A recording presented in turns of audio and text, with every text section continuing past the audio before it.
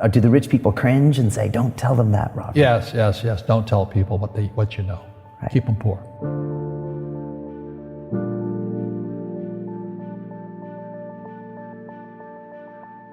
The moment I pay you, you think like an employee. The moment you accept the paycheck, your brain goes dead. That's the trap. Entrepreneurs work for free. As long as you're hungry, you'll think.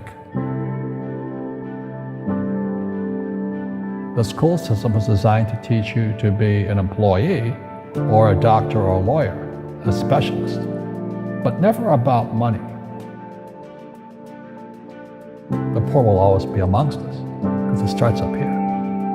It's in their words, and the words become flesh. But when they say, I can't afford it or I can't do that, they go down. They become what they say.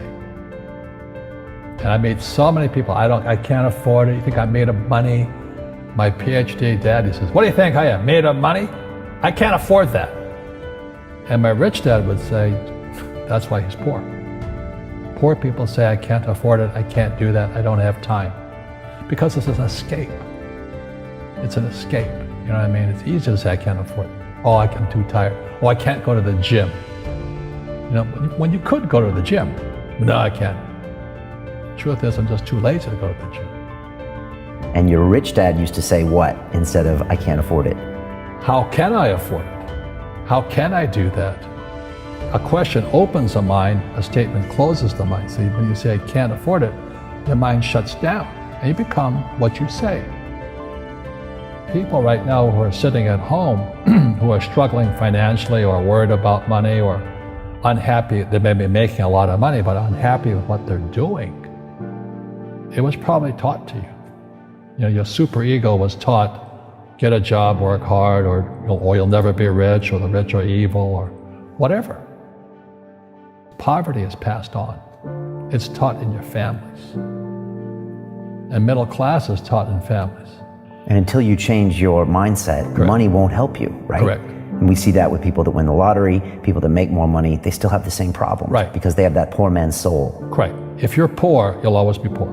That's really hard for people to understand. Yeah, the money will disappear that fast. Just like most pro athletes, they make millions of dollars, and 65% are bankrupt 5 years later. It's because they come from poor families. But unfortunately, what Mr. Lipton was saying, it's passed down genetically. That's the frightening thing.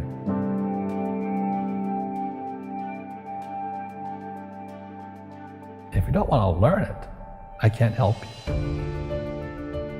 I have bad luck too. I've had financial crashes. I've had people stab me in the back, but they're all good because I grow from it. And that's spirituality. People who are afraid of making mistakes, like they teach in school, they don't ever grow. Because spirituality is there's good and there's bad, there's right and there's wrong, there's up and there's down. Most people only want to be right, they only want to be positive. Well, you can't have that, that's not reality. And the average person, the reason they're poor is they haven't failed. They play it so safe, they haven't made any mistakes like they taught in school. That means they don't learn anything. That's why the school system's actually fundamentally corrupt. It's anti-education. But the average guy is standing there, oh, I'm an A student, I'm going to do this all on myself. And a bunch of rugby players run you over, and you go, well, they're not playing fair.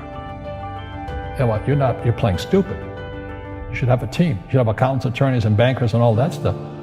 But that's not the game I want to play. I said, then don't play the game. The game of business is played with accountants, attorneys, bankers, hate to say it, politicians. You got to know the game. People say, well, money is not that important to me. Then if money is not that important to you, money is not important to you. You know what I mean? I don't care about money. The money doesn't care about you. The word does become flesh. Oh, I'll never be rich.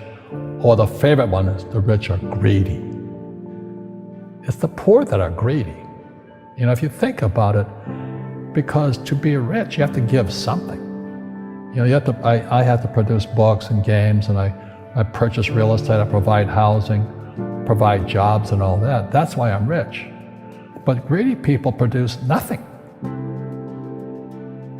Einstein said, imagination is more important than knowledge, but knowledge empowers imagination. And what most people lack is real business knowledge, like accounting, like debt, like taxes. You gotta know that stuff, but they don't teach it in school to anybody. You see, most teachers in school, they're out of ethics. They teach subjects they themselves don't practice. Because I understood what a fake teacher is. A fake teacher is somebody who just wants a job and they'll teach anything. They teach how to shine shoes if you pay them more money. But they really don't know what they're teaching. In life, one of the things I suggest to people, you gotta find a real teacher versus a fake teacher. And a fake teacher is somebody who doesn't do what they teach. And a real teacher is doing what they teach every day. Our school systems are making our students weaker. So in school, they have these things called now trigger effects. So you can't, as a teacher, you can't say anything that might upset the student. They don't want anything that might jar their point of view. You see people say, well, why don't you give the poor money? So the only problem with that is it just creates more poor people. Give a man a fish, he fishes for the day, or eats for the day. Yeah, you give a man a fish, you get a lot of people who want more fish, But you teach them to fish. We become creatures of our own habits. And until we break the habit, we don't change. Our schools don't teach that. Our schools teach almost the exact opposite of that. And the average person, the reason they're poor is they haven't failed. They play it so safe. They haven't made any mistakes like they taught in school. That means they don't learn anything. That's why the school system's actually fundamentally corrupt. It's anti-education. So what I say to young people is you find your game. So my game financially is business, number one. Second is real estate. And that's why I pay no taxes. That's why Trump pays no taxes. Legally, it is a combination of business and real estate that gives us an unfair advantage over employees because they don't know what to do. And a lot of people would rather sit in the stands than be in the game. One of the greatest ways to acquire great wealth is playing Monopoly in real life. 4 greenhouses, 1 red hotel. But is that all there is? That's it. Robert, if I could give you some kind of a magic phone and you could make a call to the 20-year-old Robert Kiyosaki and give that young man a bit of advice, what would you tell him? I would just say keep going. Just do what you have to do. Just live it to the fullest, which I did. Nothing I ever did made sense. Could you imagine quitting a $120,000 a year job for $200 a month to go fight in Vietnam and almost die? It didn't make sense, but it was the best decision I made at that time.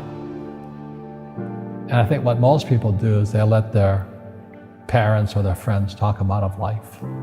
So afraid of failing. But failing is how we succeed. You look at guys like Edison and all that. They failed like 1,014 times before he invented the light bulb.